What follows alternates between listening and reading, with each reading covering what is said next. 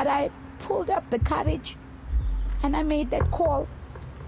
And the only thing my dad said was, "Oh, I heard you want to get married."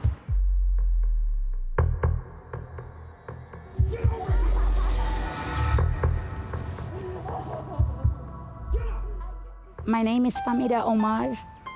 I'm a girl from Durban, Phoenix. Yeah, people used to say 5 minutes away from Umhlanga.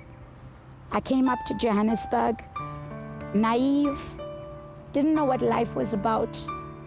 And I had a lot of firsts here because coming from an Indian community and a Muslim background, we are always caved in, or should I say, in an Indian community, I wasn't allowed to go out.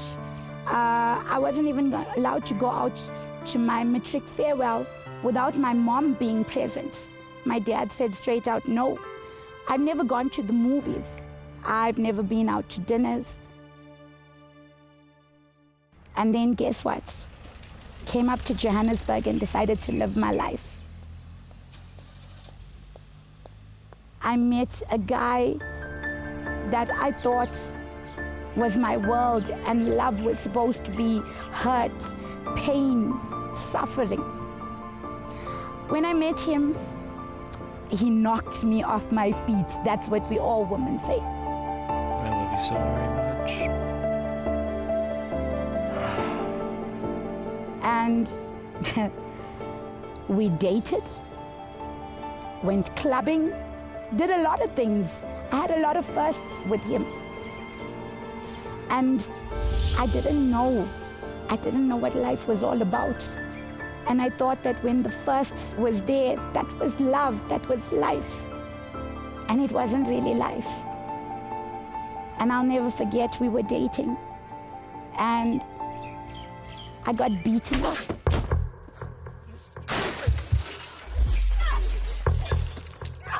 It was my first time that I had a man lay his hands on me. It was something that I can't even remember, because I'm the type of person that I wanted to block out a lot of things from my past. And a lot of us women do that. We don't want to actually remember. I phoned my friend Kathy. I'll never forget.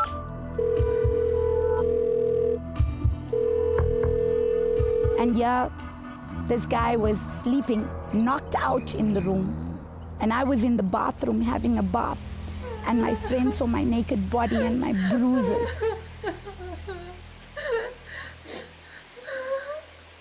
She was so upset. But you know what we all say? We love the man, so we might as well stay. And then it continued happening. Then eventually it turned into cheating. When I say cheating, I ended up going to Durban. I used to love going to Durban because when you come up to Joburg as an Indian girl, you want to be able to, you miss home. Home is Durban. Home is where you've lived all your life. And I go to Durban, and every second month or every month I used to go. I'll still never forget Rasul's taxis. I used to go with Rasul's taxis to Durban. Yeah, I'm with my parents, and then I'm coming up with the bus. And my brother was with me. And my brother said, no, phone him, tell him he needs to come pick us up. And I'm like, no, this intuition inside of me, just like, you know, when your stomach is turning.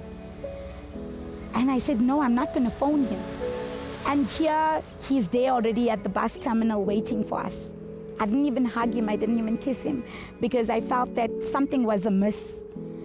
And then on Tuesday that week, this was a Sunday, Tuesday I find out that he had another girl at home for the whole weekend.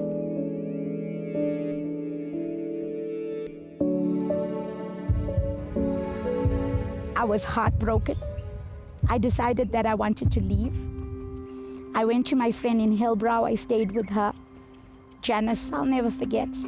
And here this man kept on coming to the house, to the flat, and phoning and saying, come down, I love you, I want you, I miss you. And I still didn't want to go. But then guess what?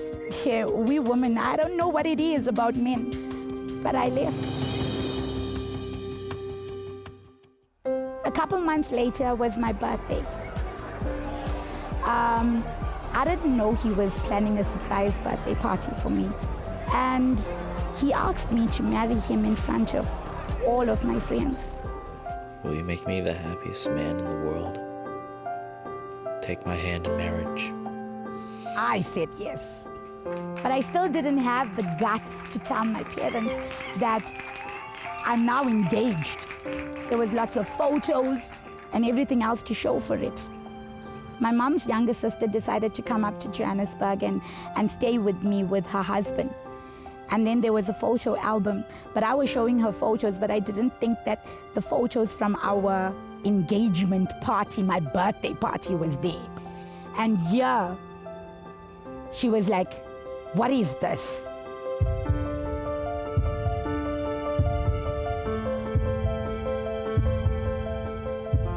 And in a Muslim community, you cannot live with the man. And he wasn't a Muslim. The other thing, my aunt was like, no, we have to tell your father. We have to go to your big uncle in Lenasia.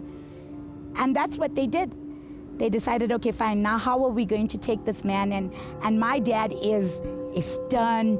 My dad believed in there was no extramarital activities. He believed like if he could arrange my marriage, it would have happened. So the only way to my dad was my mom. So then they phoned my mom and they said, no, this is the situation. My mother said the only time she's going to tell my father is when he's in a better mood.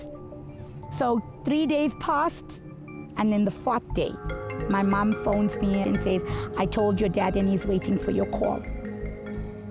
That was the hardest call that I had to make because I felt like I disgraced my family.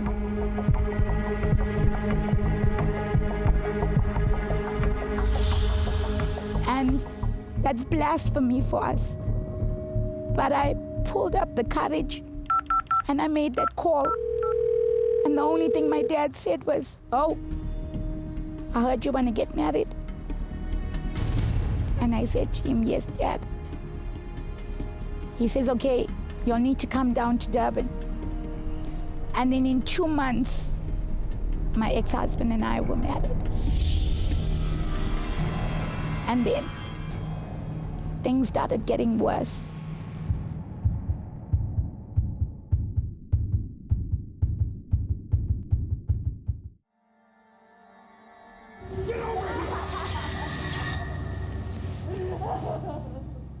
The doctors were trying for over 5 to 10 minutes. Miss Omar. I couldn't feel. I thought I was paralyzed from my waist below.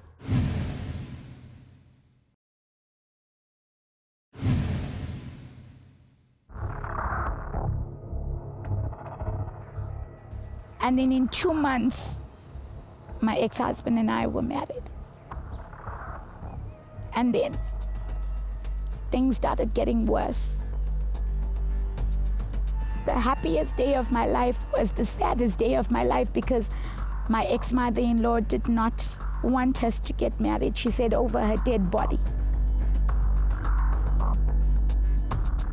But my ex-husband got married to me anyway, with no one, with none of his family, and keeping that a secret. I think that's also what ate him up. Afterwards, we got married. We thought life was everything that we wanted and more. But then family pressures got into our space. My ex-mother-in-law and my sister-in-laws found out about us getting married, and then turmoil started happening. I was beaten.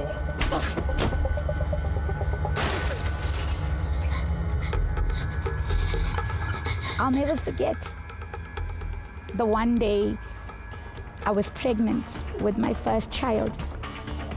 He went with his mother gambling, coming back at 6:30 in the morning. And I'm saying, where are you coming from at this part of the morning? And I remember being beaten up whilst I was pregnant.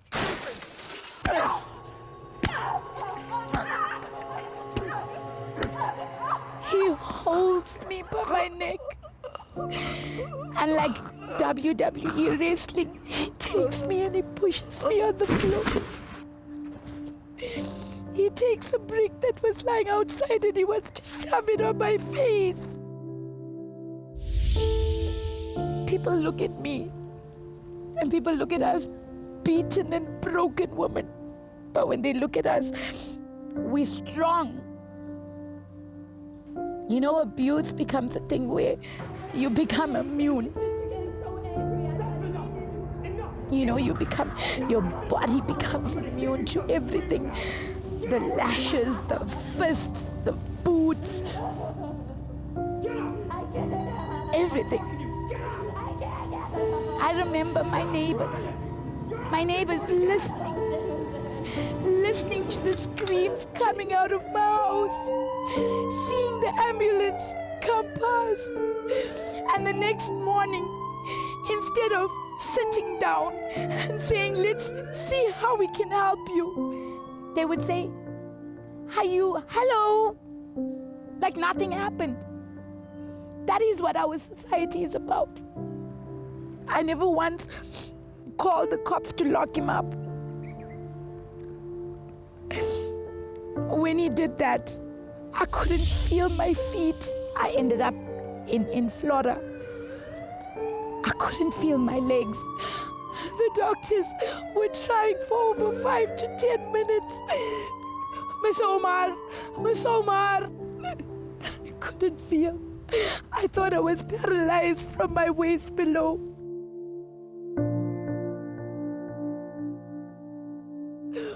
Who do you tell? Do you go back to your own mother and father? You can't, because when I got married, my parents said the bed that you made, you lie in it. With the consequences or whatever I've done, the decisions I made, I needed to take accountability for it. I don't know why I stayed. I don't know. But I stayed for 17 years. Then the nurse and the doctor told me, you're one of the lucky few. I didn't know what that meant, because I thought my situation was unique. I thought it was different. And it continued. And then guess what? After a couple years, I mustered up the courage because of my two sister-in-laws, my ex-sister-in-laws. The one day they told me, you are a woman. We are women. Faye, we will stand by you. You need to lock our brother up. You need to lock him up because you cannot go through this. And if it wasn't for them, I wouldn't have had that courage to lock up my ex-husband.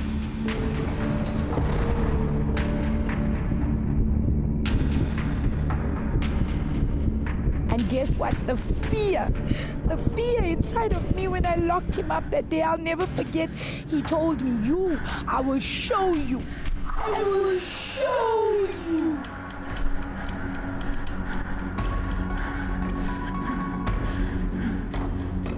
When he was locked up, I even took food for him. I actually took food for this man who abused me. What was I thinking?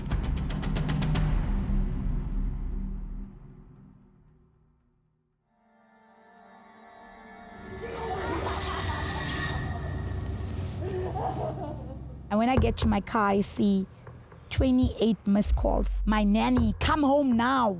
There was big commotion at home.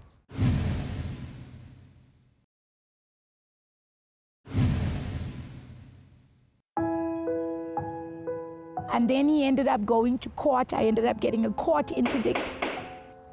So then he knew he couldn't hit me anymore because he knew that I was going to lock him up.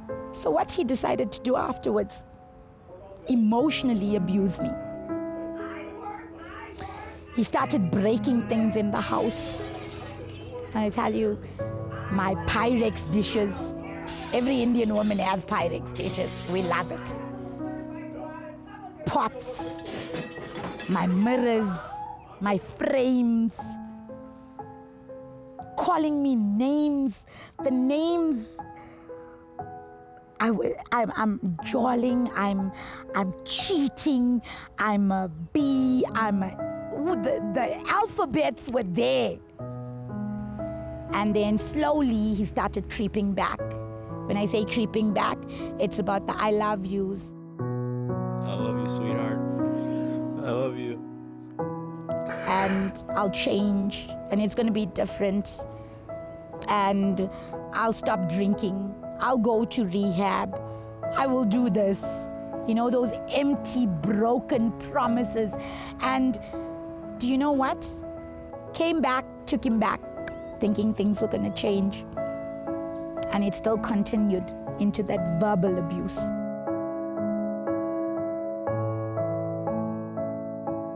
And then one day, I'll never forget, I think this was my turning point. I'll never forget, my mom knew that things weren't good between my ex-husband and myself, and she came up to Johannesburg, so she used to come and visit a lot.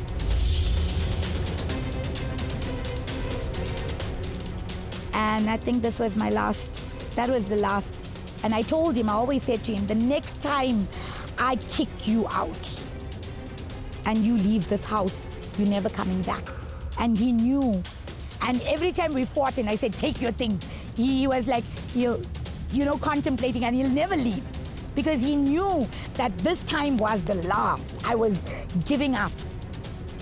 And I'm at a meeting. And I normally don't put my cell phone in my bag. But this day I put my cell phone in my bag and I walk out of the meeting at 4:30. And when I get to my car, I see 28 missed calls.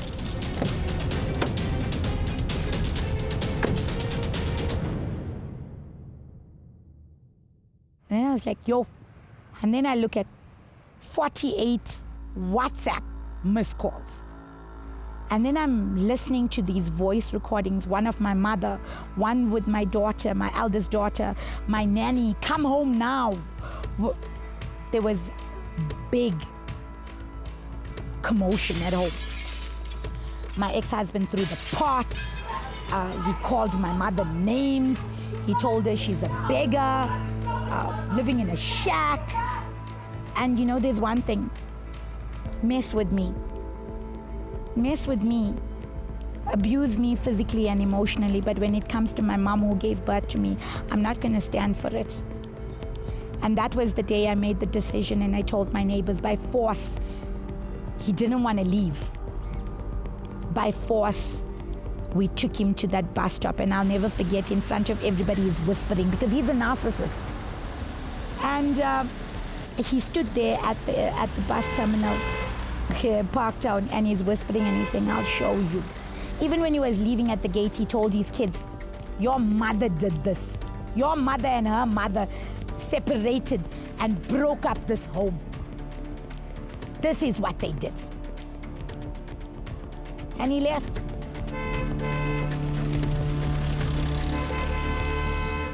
It was hard picking up the pieces,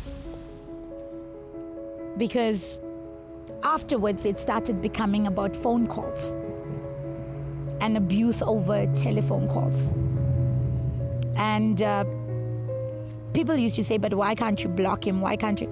He's the father of my kids. And he needed to speak to his kids. And things ended up where I decided to get a lawyer to send him a letter to tell him to stop verbally abusing me over the phone. And then finally, I think things took a turn when he found somebody else. And then all that stopped. when it was like a relief for me, because now at least I'm not being abused. His attention is on somebody else. So yeah, that's my story. And if I could say anything to anybody out there, is that know that it might take you a year, it might take you 17 years like me, it might even take you 7 years, whatever years it is. When it's your time and you make that decision, you'll know. And don't let anybody judge you otherwise. Don't. Because today in our society that we live, a lot of women who haven't been through this think that we don't love each other, we don't love ourselves, but we do.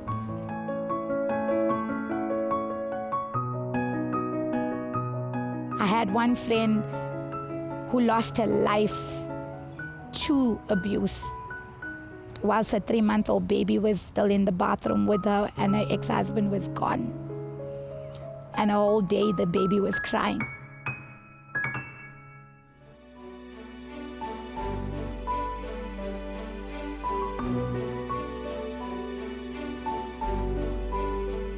There is a way out. There's always a way out. And don't think that you're a failure, because you're not. I felt that way too.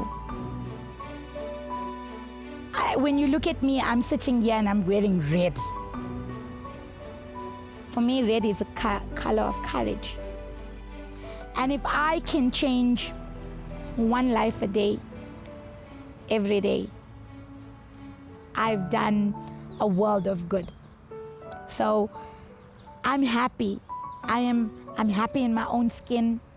I'm happy when I look at myself in the mirror, because before when I never used to like to look at myself in the mirror. I am so in love with me. And I am going to live my life the way I want it, because for far too long I've been living it for everybody else. So yes, this is my story and this is me, Famida Omar.